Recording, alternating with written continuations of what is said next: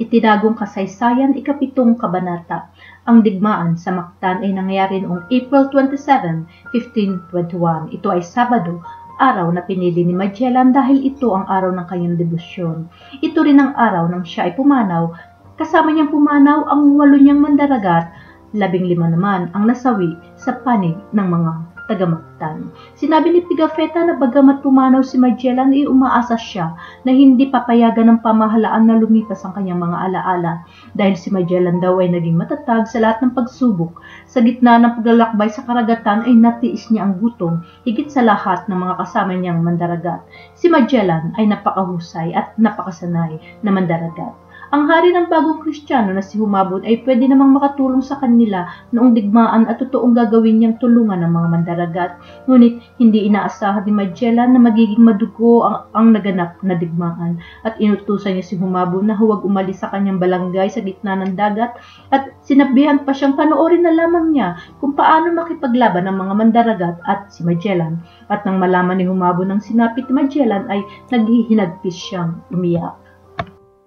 Sa tanghali ding iyon ay napagkasunduan nila na papuntahin si Humabon sa Mactan upang sabihin niya sa mga taga-Mactan na kung ibibigay nila ang mga bangkay ng mga kasama nila, lalo na ang bangkay ni Magellan, ay ibibigay naman ng mga mandaragat ang lahat ng kalakal na hihilingin ng mga taga-Mactan. Ngunit sinagot sila ng mga ito na kahit anumang bagay ay hindi maaaring maging kabayaran ng bangkay ni Magellan dahil gagamitin nila ang bangkay nito bilang monumento ng kanilang tagumpay. Ang mga mandaragat na tumigil sa Cebu upang magtinda ng kanilang kalakal ay nalaman ng balita ng pagkamatay ni Magellan at dali-dali silang nag-alsabanutan at dinila ang kanilang kalakal sa mga barko nila. Pagkatapos noon ay nagbotohan sila kung sino ang papalit na kapitan. Pinili nila si Duarte Barbosa, isang Portuguese at kapamilya ni Magellan. Pinili rin nila si Juan Serrano, isang Kastila. Si Enrique na kanilang tagapanalita at alipin ni Magellan ay medyo sugatan at naging dahilan niya ito upang hindi na siya pumunta sa isla at ayaw na rin niya magsilbi sa mga mandaragat. Maghapon siyang walang ginagawa at nakahiga lang sa kanyang banig. Pinagalitan siya ng bagong kapitan na si Barbosa at sinabihan siya na kahit na raw patay na ang kanyang amo na si Magellan ay hindi pa rin siya malaya at siya ay alipin pa rin. At pagbalik daw nila sa Espanya ay ibibigay si Enrique kay Beatriz, ang asawa ni Magellan. At binantaan din ni Barbosa na gulpihin si Enrique kung hindi ito kaagad pupunta sa baybay at susunod sa mga utos ng mga mandaragat na kumuha ng mga pangangailangan para sa kanila at sa barko. Bumangon si Enrique at kunyari ay hindi niya pinansin ang mga pagalit at banta sa kanya. At nang makarating siya sa baybay ay ipinaalam niya kay Humabon na naghahanda na ang mga mandaragat sapagkat malapit na silang humayo. Ngunit kinutsaba ni Enrique ang hari na kung susundin ni Humabon ang kanyang ipapayo ay maaaring si Humabon na ang maging may-ari ng lahat ng kalakal ng mga mandaragat at ng lahat ng barko. Nakinig ng mabuti si Humabon kay Enrique at naghanda sila ng paraan upang malinlang nila ang mga Kastila. Pagkatapos ay bumalik na si Enrique sa barko at siya ay nagpakita ng husay at ng mabuting atensyon sa mga mandaragat na naging hiwaga kay Pigafetta dahil hindi niya pa nagawang ipakita ang ganitong atensyon sa Kastila noon pa man. Miyerkules, unang araw ng Mayo 1521, nagpautos si Humabon sa kanyang mga tauhan na sabihin sa dalawang bagong kapitan Barbosa at Serrano na nagpagawa raw si Humabon ng mga alahas na pangregalo sa hari ng Espanya at ang mga ito ay nakahanda na at ipinaimbita rin sila ni Humabon upang lumahok sa handaan kasama na rin ang pinakamararangal na mandaragat at doon na rin niya ibibigay sa mga mandaragat ang mga regalo para sa hari ng Espanya. Ang dalawang kapitan ay pumunta sa imbitasyon kasama ang 24 na mandaragat, isa sa lumahok ay ang kanilang astrologist na si San Martin ng Sevilla, Spain. Hindi sumama si Pigafetta dahil namamaga ang kanyang mukha sapagkat nasaksak ang noo niya ng sibat na may lason noong nakipaglaban siya sa Mactan. Makalaunan, nagsipaglahok at nakisalamuha ang mga inimbitahan ni Humabon sa mga taga-isla, ngunit mga ilang sandali lamang ay biglang bumalik si Juan Carvalho mula sa handaan kasama ang mga ilan nilang tagapamayapa na lumahok din sa pistahan. Sinabi nila na may natutunugan silang hindi maganda dahil nakita nila sa handaan yung kapatid ni Humabo na mirakulong pinagaling ni Magellan at isinama ang Kastilang pari papunta sa kanyang bahay. Hindi pa natatapos ang pagsasalaysay ni Carvalho nang bigla silang makarinig na malalakas na daing at hiyawan. Kaagad-agad nilang itinaas ang mga kawit at inilapit nila ang barko sa baybay at sa kanila pinaputukan ng kanyo ng mga bahay doon. Mula sa malayo ay namataan nila si Juan Serrano, ang matalik na kaibigan ni Carvalho. Nakakamiseta ito at siya ay dugu-duguan, nakatali at pasigaw na nagmamakaawa sa mga Kastila na itigil na ang pagpaputok, kundi ay makakatay siya sa isla. Tinanong ng mga mandaragat sa barko kung ano na ang nangyari sa iba pa nilang kasamahan at kay Enrique.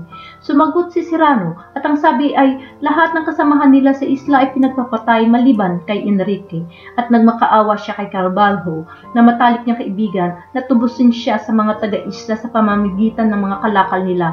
Ngunit ang mga nasa barko ay tumutol at si Carvalho, bagamat matalik niyang kaibigan si Serrano, ay nakisamang tumutol na rin at hindi nila papayagan na may bangkang pumunta sa baybay. Patuloy na nagmakaawa si Serrano at puno ng paghihinagpis na sinabi sa kanila na kung hahayo sila ay siya ay iwanan, kaagad ay papatayin siya ng mga katutubo.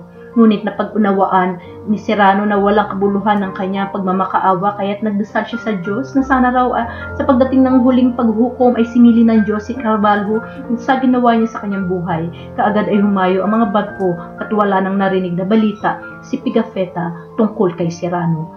Patuloy na umusad ang barko ng mga mandaragat papalayo sa Cebu. Sa isla ng Cebu ay mayamang lugar. Malaki ang isla ito at may dalawang mainam na pantalan. Ang isa ay nasa kanluran at ang pangalawa ay nasa silangan, norteng silangan. Dito ay may aso, pusa at iba pang hayop na pwedeng kainin ng laman. Mayroon ding palay, mga pagkain ng halamang buto, mais, fig, dalanghita, kalamansi, tubo, nyog, upo, luya, talahib, pulot at iba pa. Marunong din silang gumawa ng alak na napakasarap na galing sa bigas. At ang ginto ay talamak dito. Ang mga barko ng Kastila ay papalapit naman sa isang isla na ang tawag ay Bohol. Sa gitna ng karagatan ng mga pulo ay napag-isipan nilang sunugin ng barko ang Concepcion dahil hindi na nila kayang mag-asikaso ng 3 barko. Kakaunti na lamang ang natira sa mga mandaragat mula sa barkong Concepcion ay inilipat nila ang lahat ng kargamento na maaari pa nilang gamitin sa 2 natirang barko, ang Trinidad at Victoria, at pagkatapos ay sinunog nila ang barkong Concepcion.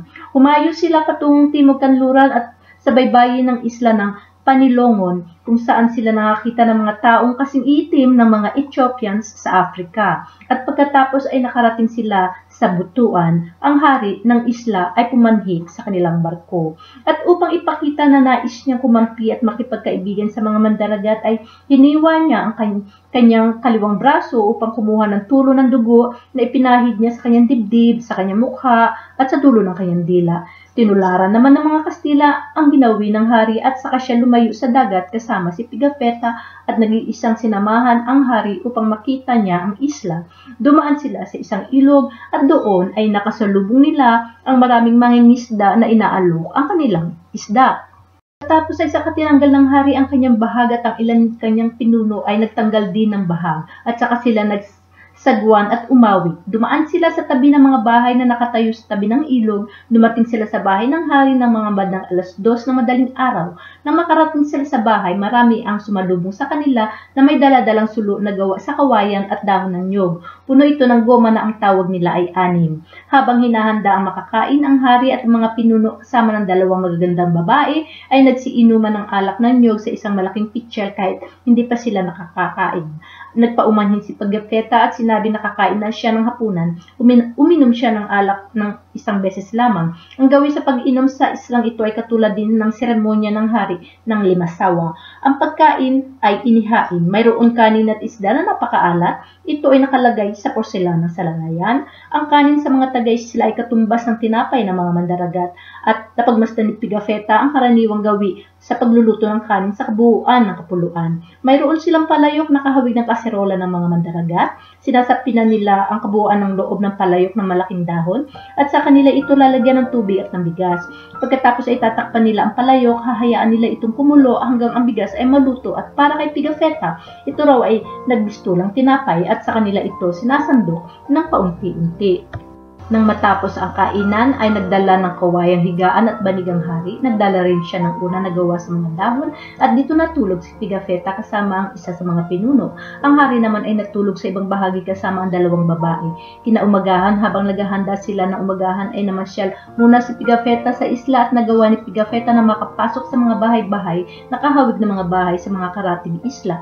Marami siyang nakita mga gamit sa bahay na gawa sa ginto, ngunit hindi siya makakita ng maraming makakain. Bumalik si Pigafetta sa bahay ng hari at sila ay nag-almusal ng kanin at isda. Nagawa ni Pigafetta na ipahawatin sa hari sa pamamagitan ng senyasan na nais niya makita ang reyna. Isinenyas din ng hari na ikinagagalak niya ang mungkahi ni Pigafetta at saka sila sabay na pumunta sa itaas ng isang bundok na kung saan naroroon ang tirahan ng reyna. Pumasok si Pigafetta sa bahay ng reyna at saka siya nagbigay pugay sa kanya at nagpugay din ng reyna kay Pigafetta. Umupo si Pigafetta sa tabi ng reyna habang ang huli ay gumagawa ng banig ng dahon ng niyog. Sa buong kabahayan ay makakita ng mga porselanong salalayan na nakasabit sa dingding. May 4 na metal na tambol, ang isa ay napakalaki, ang pangalawa ay mas maliit at ang dalawang sumunod ay pinakamaliit. At ang mga ito ay ang libangan ng reyna. Maraming babae at lalaking alipin ng reyna. Nagpaalam si Pigafetta at ang hari sa reyna at saka sila bumalik sa bahay ng hari na kaagad namang nagpahanda ng inumin na may tubo. Nakakita sila Pigafetta sa islang ito ng mga baboy, mga kambing, palay, luya at lahat ng halaman na nakita na ni Pigafetta sa ibang isla. Ngunit ang pinakamarami dito ay ang ginto. Ipinakita nila kay Pigafetta ang isang burol at sa pamamagitan ng sinyasan ay ipinaunawa nila na ang ginto daw dito ay mas marami pa kaysa sa hibla ng kanilang buhok. Ngunit dahil kulang sila sa gamit na bakal ay mahirap trabahuin ang pagkuha ng ginto, kaya't maraming tumatanggi sa trabahong ito. Noong nagtanghali na ay nais na bumalik ni Pigafetta sa kanyang barko, sinamahan siya ng hari at ng mga pinuno sa kaya ng barangay. Dumaan sila sa dating ilog na dinaanan nila at sa kanang bahagi ay may nakita silang 3 lalaki na nakabigti sa puno. Tinanong ni Pigafetta ang hari kung ano ang sinapit ng mga kahabag-habag na taong ito. Sinagot siya ng hari at ang sabi ay sila ay masasamang tao. Ang pangalan ng hari ay si Raha Kalanao. Ang tawag sa parte ng islang ito ay Chipit at ito ang kadugtong na butuan at kalagan. Ito raw ay nasa itaas ng Bohol at napapaloob sa Masana. Napakainam ng pantalan dito sa parteng hilagang kanluran. Mula dito ay may isla na ang tawag ay Luzon na 2 araw na pwedeng lakbayin. Ang Luzon ay napakalaking isla at bawat taon ay may mga lekyos sa 6 o 8 junk ang dumarating dito upang mga lakal. Ang lekyos ay mga lakal na galing sa parteng Israel at maaaring lahi ng Phoenicians. Humayo sila patungong kanluran at timog kanluran. Dumaong sila sa isla na may kaunting tao no ang tawag ay Cagayan. May ilang mga Moro dito na itinakwil lamang ng islang Borneo. Nakahubad sila katulad ng mga taga-ibang isla. May dala silang sumpit at may sukbit sa gilid na puno ng pana at mga dahong panglason. May mga bolos sila na ang hawakan ay may adornong ginto at mamahaling bato. Mayroon dun silang sibat, panangga at may maliit na balat ng kalabaw. Maraming malalaking puno ang lugar na ito, ngunit kaunti ang pagkain. Ang mga tao rito ay inakalang sila ay mga mahiwagang nilalang o mga sugo ng Diyos, ayon kay Pigafetta. Humayo ang mga mandaragat patungong kanluran at hilagang kanluran. Nakarating sila sa isang malaking isla at napansin nila na may maraming makakain sa lugar na ito. Ito ay malaking swerte sa mga mandaragat dahil may namatay na sa gutom sa kanila at kaunti na lang ang kanilang kabuhayan. Marami na sa kanila ang nag-isip na iwanan na ang barko at mamuhay na lamang sa kapuluan. Napag-alaman nila na ang tawag sa islang ito ay Palawan. Itutuloy. Sa susunod, malalaman po natin ang kagawian ng mga katutubo ng Palawan nang dumating ang Kastila sa ating kapuluan. Abangan!